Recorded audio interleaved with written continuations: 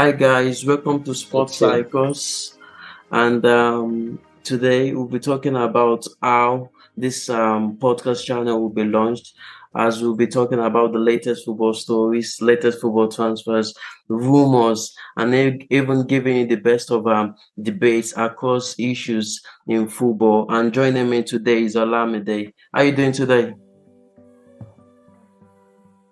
I'm doing very well, man. Uh, it's exciting to join the channel, Sports Circles, and I hope we can keep the football banter alive and keep talking football. Yeah, absolutely. Talking about banter, we saw Nigeria play today. You support Nigeria, right? Who else now? I'm a Yoruba. I support Nigeria now. Osime, Yeah, yeah, Osime, that absolutely. guy. That's the passion right there. Just before we diving into the main contest of the channel today, I would just like you to give a brief description of yourselves, of yourself, Olamide, to our listeners out there. Um, Okay. So I'm Oladipo. So a strong Arsenal supporter and a football enthusiast. So Definitely. yeah, that's basically me. Mm, absolutely. My name is Oluwatosin, by the way, and unfortunately, I left Manchester United to become a normal football supporter. Just after so many heartbreaks, And I'm just me. I'm just me, man. Uh, no.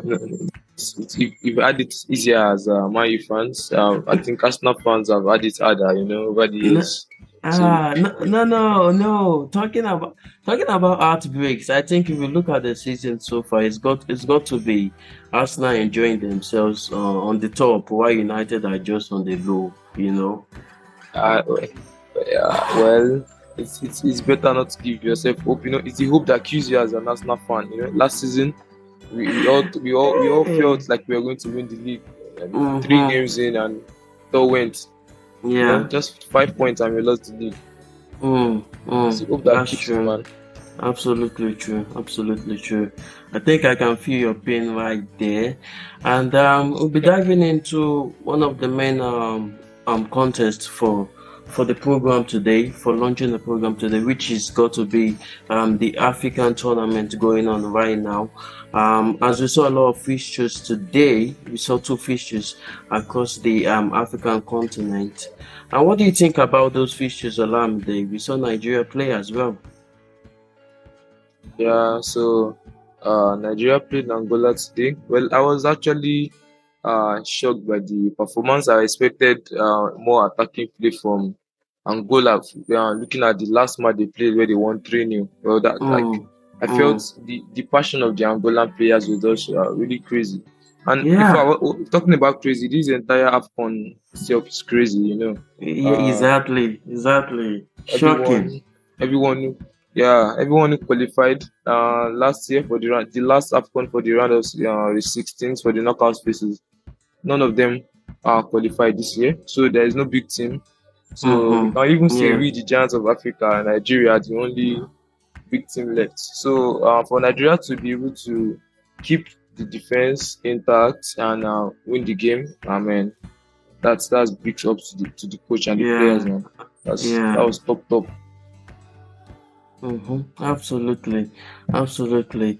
And talking about the Angola performance, we had news about them receiving incentives and bonuses to boost their performance today against Nigeria. And surprisingly, I don't think that came to play for them in that game. Do you think Nigeria defense played a part in ensuring that Angola's attacking threat was so dimmed low today? Well, we've played about 45 matches, I think 5 matches, and we've only conceded one goal. They Mm-hmm. say attacking wins. Your attack wins you matches, and but your defense wins you titles. I think Absolutely. Bezero, the Nigerian coach, is has actually worked under Jose Mourinho. And we all know Jose Mourinho's strategy on how to win his title. So he's a defense beast, which is I'm seeing in the Nigerian squad now. Yeah, yeah. So you can see that evidence in the Nigerian squad. So the defenses are starting. Yeah. Yeah, absolutely.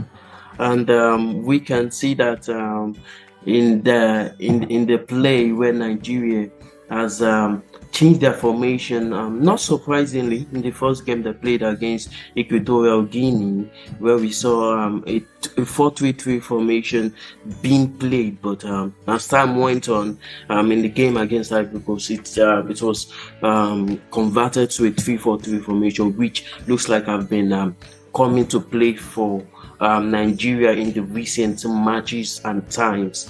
But just before we go on, I would just like to give us a bit of a breather and take a bit of a break before we go into the next big topic about Jurgen Klopp, the legendary Premier League manager, looking to take a break from football, trying to say it's time to retire. It's time to go for some travels and for some holidays, as he said, quoted by Jurgen Klopp right there. But just before we go on, I'd just like to give this break.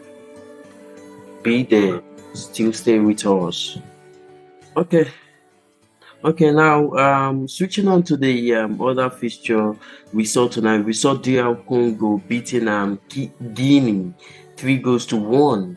And Guinea coach before the game made a surprising comment. He was talking about how they will send DR Congo back to their country. Looks like they had one going back. Yeah. DR Congo have made a very surprising performance in this year's Afcon. They're just one bunch of players which are they're just playing for the passion, because you hardly have any international players in their squad, like most of the teams that qualify for the round of 16. Which is just shows Afcon is just slowly getting better than the Euros or the Copa Libertadores and all, because this is pure unscripted football here, where there is no big team, there is no small team, everybody is a potential winner. But big guns to DR Congo, because we all thought it was time for them to go home, but yeah, they did well, and they are now in the semi-finals. Absolutely. Talking about underdogs and even smaller teams, we see Mali face Ivory Coast, who were battered by Equatorial Guinea earlier in the tournament, 4-0. Do you think they have enough capability to beat Mali in that game? Well, it's never say never. If there is anything this year's Afcon has never say never, because we all thought Cote d'Ivoire was ready to go home. Well, you can't even say they are going home because they are home already. But, absolutely, yeah. They are home already, but yeah. Anything can happen. Mali have a very strong team, a very physical team, to be precise. But I still repeat, never say never. It's Afcon, but I still believe that at some point, Cote d'Ivoire will have to sit and watch the rest of the teams. I don't really think they have the mental ability to go through to the semi-finals. I think Mali. I will pick Mali currently to go through to the semi-finals. That's an huge prediction right there. And we see Cape Verde also face South Africa tomorrow about 9 o'clock as well. And South Africa were the ones who beat the World Cup semi-finalist Morocco 2-0 as well.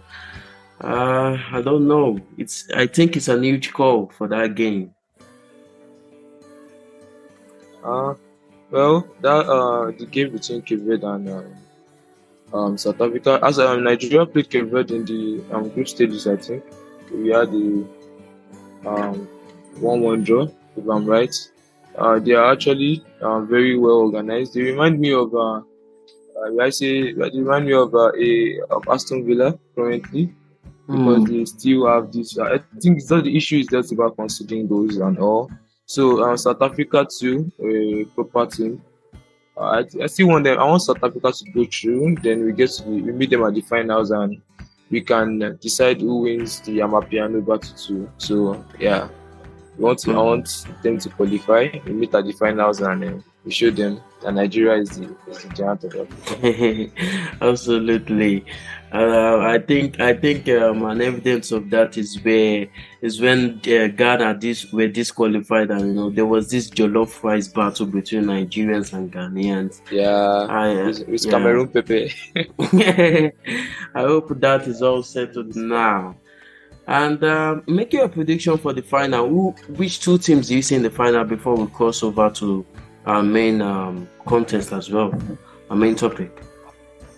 Yeah, ICC. I still want the final ICC currently. Nigeria versus South Africa. I believe the Nigerian defense is our strength now, and I believe it's enough to get us through to the finals. And then South Africa too are proving their strength, even though we at some point they were a bit shaky in the group stages. But I believe that we are Nigeria. South Africa is my prediction of a proper Afcon final. Yeah, so Yeah, I think that's what we yeah, see. So what do you think? yeah. That would sound great. I'm just looking at the draws, and I think Nigeria can only face South Africa in the semi-finals. So we can either face Nigeria has to face either Ivory Coast, Mali, or Congo in the final. That makes for an interesting Oh yeah. debate again. Uh, so we can't face them in the finals. Yeah, I think so. As it's the Oh, draw says. Yeah. uh, so don't worry. So I guess anyone in the final, Nigeria has to be there. So Nigeria versus anyone. Versus Nigeria the versus world, they anyone. say. Yeah. Yeah. Yeah. I think we'll be seeing a replay of the Nigeria because we saw them in the group stage. Nigeria won through a penalty, but I think it's going to be a rematch. But hopefully, we're gonna see an entertaining game right there. And the African Cup of Nations hasn't failed to deliver, as we can see, likes of the big stars Sadio Mane, Mohamed Salah, Achraf Hakimi, all going home earlier than we expected. Yeah. Right there. Just before we switch to the main order of the day, as we'll be talking about a Premier League legendary coach, Jurgen Klopp, saying it's time to take a break from football. As a matter of fact, he's been coaching Liverpool not just for 2-3 years now. It's been for a long time. He joined Liverpool 8th October 2015.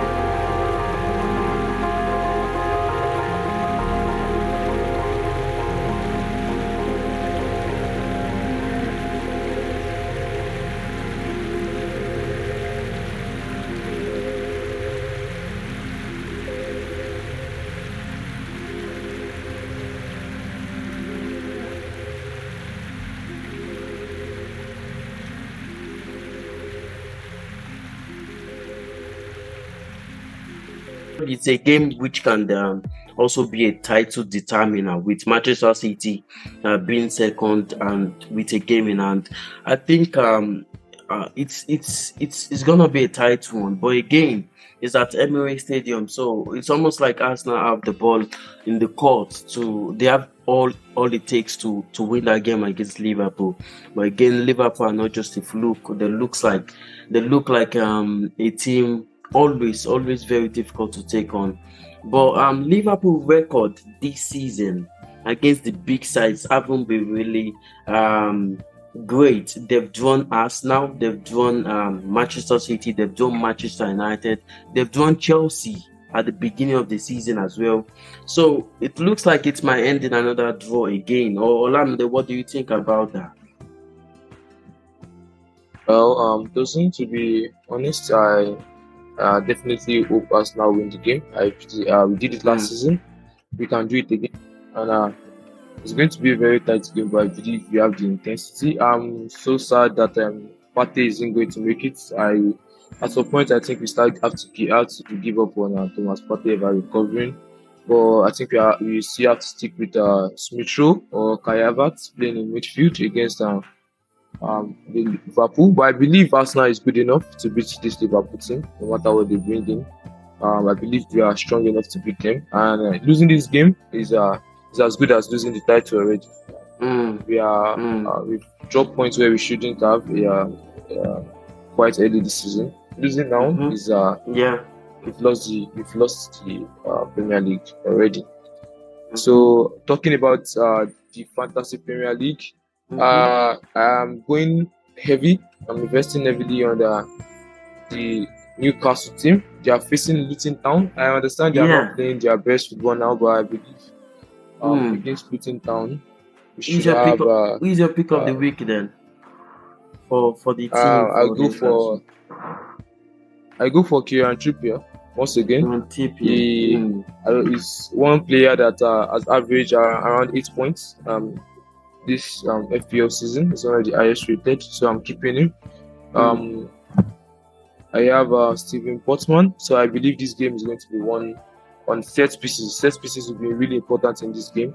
Then I actually do have Adebayo, so I'm having a kind of conflict. So I might have to change I might have to remove Botman if I'm out. But you can win on both sides as well. Botman could get you a goal, and Elijah could also get you a goal in both cases. Yeah, actually, that's true. I could keep them both. I have Watkins. And I have Dominic Solanke. So I'm thinking of at some point I'm having a striker dilemma because I don't have De Bruyne, I don't have in Haaland, and I think that combination is going to shock the Premier League next week because the king himself is back, man. Absolutely, man. I'm going to have to sell Salah this week. I'm going to have to sell Salah. I'm bringing in De Bruyne.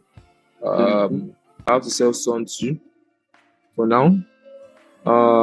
Then I have Saka. I have McCarthy from Sheffield United. I have Arnold against Arsenal. I think Arnold will always deliver, no matter we can't keep him out of the game, no matter how hard you try. Absolutely. Then I have Neto in goal against Nottingham Forest. Yeah. Yeah, that looks like a very, very strong side. And as we'll be leaving and trying to close soon, I'd just like to take your final predictions for the Arsenal versus Liverpool game, as I would like our listeners to also drop their own predictions in the comment section as much as they can.